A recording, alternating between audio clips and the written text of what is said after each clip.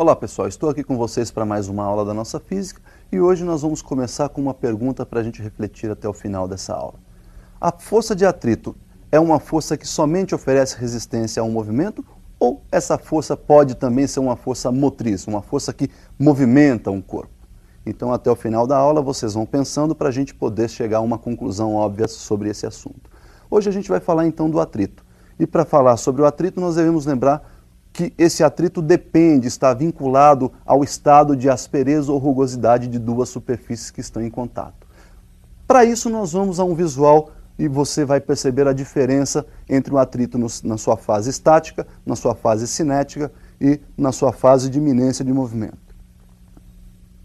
Olha aí, o atrito estático é aquele enquanto o corpo ainda está parado, né? Então você vai aplicar uma força F na tentativa de movimentar esse corpo, mas aquela força que está tangenciando a superfície de contato ali, que nós chamamos de atrito, vai manter esse corpo em repouso, porque ela no momento está sendo igualada à força F, ou seja, tem a mesma intensidade da força F, a mesma direção e sentido oposto.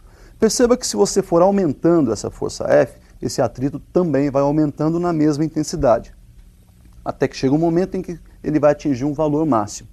Esse atrito estático no seu valor máximo passa a ser chamado então atrito de destaque. Percebam então que quando você atingiu o atrito de destaque, a sua força F está ainda na sua intensidade, na intensidade igual à intensidade do atrito de destaque e esse corpo está na iminência de movimento. Perceba agora que se você aumentar um pouquinho mais a força F, esse corpo começa a se deslocar. E quando ele está então em deslocamento, o atrito passa a ser chamado de atrito cinético ou atrito dinâmico. Perceba então que agora, no movimento, a força F é maior que a força de atrito. Bom, então como nós vimos, o atrito passa por três fases, né? Ele passa lá pela fase estática, enquanto o corpo está em repouso, depois ele chega no seu valor estático máximo, que é quando o corpo está na iminência de movimento, e por fim ele passa então a ser chamado de atrito cinético ou atrito dinâmico, quando o corpo está já em movimento. Percebam que essa relação entre os atritos, a gente pode fazer isso aí graficamente. A gente pode relacionar essas três etapas graficamente. Vamos observar então como é que fica tudo isso lá no gráfico. Percebam aí que no eixo vertical eu tenho a força de atrito, no eixo horizontal eu tenho a força motriz F, e percebam então que conforme eu vou aumentando a força F, nós temos um aumento também da força de atrito. Olha lá, nós temos uma reta crescente, 45 graus, porque enquanto o corpo permanece em repouso, a força motriz e a força de atrito têm as mesmas intensidades. Quando atinge o ponto máximo dessa reta crescente, nós temos lá o atrito de destaque. Consequentemente, o corpo está na iminência de movimento. Agora perceba que quando esse corpo entra em movimento, o atrito cai. O atrito cinético ou dinâmico ele passa a ser um pouco menor que o atrito de destaque. Isso é porque conforme aumenta a velocidade, o contato entre os corpos diminui. E com essa diminuição de contato entre os corpos, diminui também o atrito. Perceba então que o atrito estático que nós vamos utilizar aí é sempre no seu valor máximo. E, consequentemente, quando a gente fala de coeficiente de atrito, esse coeficiente vai ter um valor estático e um valor cinético ou dinâmico. Perceba então que o estático vai ser sempre maior, ou em algumas situações nós vamos considerar que esse atrito estático e cinético são iguais. Por isso, o coeficiente de atrito estático é maior ou igual ao coeficiente de atrito cinético. Então nós vamos observar aí que se a força F for menor que o atrito de destaque, o corpo permanece em repouso e a força F então tem a mesma intensidade da força de atrito. No momento em que essa força F passa a ser maior que a força de atrito de destaque, percebam então que o atrito passa a ser cinético e o corpo então agora entra em movimento. Bom, perceberam então que as possibilidades de atrito, nós falamos, são duas. Esse estático é sempre o valor máximo, então nós não vamos utilizar nenhum atrito estático inferior ao destaque, e sempre que o corpo estiver em movimento, o atrito passa a ser o cinético. Qual seria a relação matemática para você calcular essa força de atrito? Então nós vamos visualizar essa expressão matemática. Olha lá, a expressão matemática relaciona a força de atrito com a força normal. Portanto, a expressão matemática ficaria mais ou menos assim, olha. Força de atrito igual ao coeficiente de atrito multiplicado pela força normal. Se o atrito for estático, ou atrito de destaque, nós vamos multiplicar o coeficiente estático pela força normal. Se o corpo já estiver em movimento, ou seja, se o atrito for cinético, nós vamos multiplicar o coeficiente de atrito cinético pela força normal. Bom, pessoal, essa força normal, o que vem a ser essa força normal? Bom, é simples da gente perceber. Se você tem uma superfície de contato e você vai apoiar sobre essa superfície um corpo, faça isso colocando o seu dedo ali no meio. A força que esse corpo de cima e o corpo de baixo estão aplicando no seu dedo, comprimindo o seu dedo, é a chamada força normal. É a força que esses corpos estão trocando no momento. Essa força normal tem uma característica, ela é sempre perpendicular à superfície de contato. Bom, então vamos a dois exemplos de força normal. Olha lá, o primeiro exemplo nós temos aí um plano horizontal, né, um corpo apoiado sobre esse plano, a força motriz que nós chamamos de força F, a força de atrito no momento de destaque, estou considerando que esse corpo está inicialmente parado. Perceba então que existe a força de gravidade empurrando esse corpo para baixo, que é a força peso, e a superfície não deixa esse corpo descer, empurrando então, obviamente, esse corpo para cima. Nesse caso, a força que a superfície exerce sobre o corpo, não deixando ele descer, nós chamamos de força normal. Percebam então que nesse caso, na vertical, só existem duas forças, a força normal e a força peso. E os seus módulos então são exatamente iguais, uma vez que esse corpo não está nem subindo e nem descendo. Já o exemplo número 2, percebam que nós temos um plano vertical e para você apoiar esse corpo, você tem que pressionar esse corpo sobre esse plano vertical. Olha lá, vou aplicar uma força F empurrando esse corpo contra o plano vertical, o peso está puxando esse corpo para baixo e o atrito não deixa descer, portanto o atrito está puxando esse corpo para cima. A força normal, então, obviamente, é a força trocada entre as superfícies de contato. Eu empurro o corpo de encontro aí com o plano vertical, esse plano reage empurrando esse corpo no sentido contrário. Essa força aplicada pelo plano sobre o corpo, nós chamamos então de força normal. A força normal, nesse caso, em módulo, terá a mesma intensidade ou o mesmo módulo da força F que você aplica para manter esse corpo encostado no plano vertical. Bom, então nós temos aí dois exemplos de como calcular essa força normal. Percebam que a força normal está vinculada a cada situação. Não tem um modo de se calcular a força normal.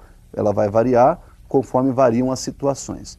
Vamos observar um outro exemplo aí que seria o plano inclinado. Olha lá, no plano inclinado nós temos aí, por exemplo, esse corpo, né, já numa posição em equilíbrio, a força peso vertical para baixo, a inclinação desse plano ângulo θ, e percebam que essa força peso pode ser decomposta em duas direções. Uma que tangencia esse plano inclinado, portanto é a força que vai movimentar em algum momento esse corpo para baixo, e uma força que é perpendicular a essa superfície de apoio, que é a componente normal da força peso. Lembrando então que esses dois corpos estão em contato, existe aquela força normal. Percebam que eu chamei aí nesse caso a força normal de N, e essa força normal então está se opondo, né? Tem a mesma direção, mas sentido oposto à componente normal da força peso.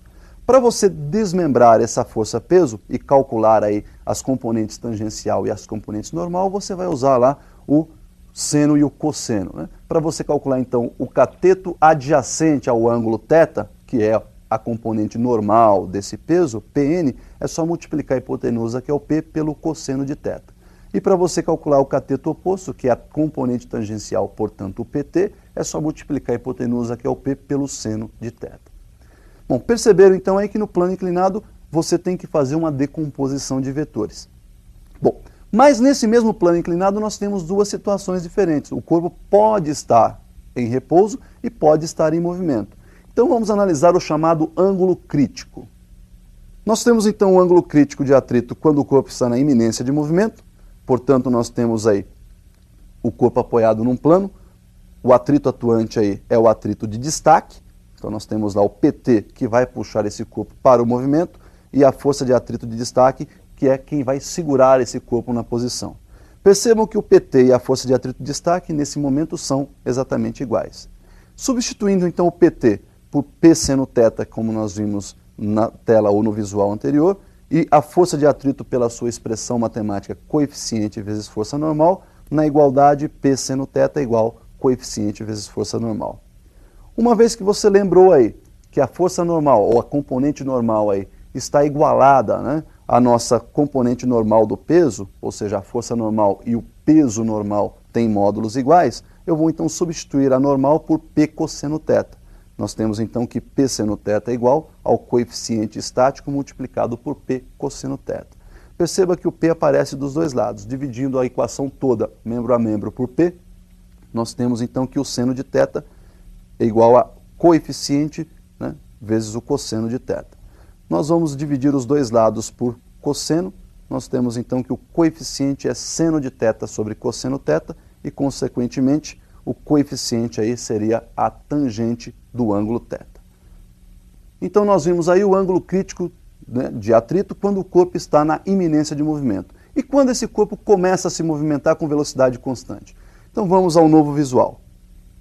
Quando a velocidade então é constante, nós temos aí o corpo em movimento, né? Essa velocidade vai manter-se constante em módulo, direção e sentido, e a nossa componente tangencial será igual ao atrito cinético aí agora, força de atrito cinético, porque ele está em movimento. Percebam então que igualando PT à força de atrito cinético, nós vamos substituir o PT por P seno novamente e a força de atrito cinética por coeficiente cinético vezes força normal. Lembrando que a força normal é igual a componente em módulo, igual a componente normal da força-peso, nós temos que P seno θ é igual ao coeficiente cinético multiplicado por P cosseno θ. Dividindo os dois lados da equação, os dois membros da equação por P, seno θ é igual a coeficiente vezes cosseno θ, daí então nós temos que o coeficiente é seno sobre cosseno e novamente o coeficiente de atrito cinético igual a tangente de θ. Perceberam então que o nosso coeficiente de atrito, né, ou o nosso ângulo crítico de atrito, seja ele na hora em que o corpo está na iminência de movimento, ou seja ele quando o corpo está em movimento uniforme, será sempre dado pela tangente do ângulo de inclinação do nosso plano inclinado. Bom, lembra da perguntinha inicial? Se nós podemos então agora, depois de tudo isso esclarecido, responder aquela pergunta. Olha lá. Será que a força de atrito é simplesmente uma força de resistência, que oferece resistência ao movimento, ou será que ela pode ser uma força motriz? Lembra assim, olha, se você colocar uma caixa sobre a carroceria de um caminhão, e esse caminhão começar a deslocar-se lentamente, quem é que está empurrando essa caixa junto com o movimento? É exatamente o atrito existente entre a caixa e a carroceria do caminhão. Portanto, nesse momento, o atrito é quem está empurrando essa caixa. Consequentemente, o atrito também pode atuar como uma força motriz. Por hoje, então, é só. Até uma próxima.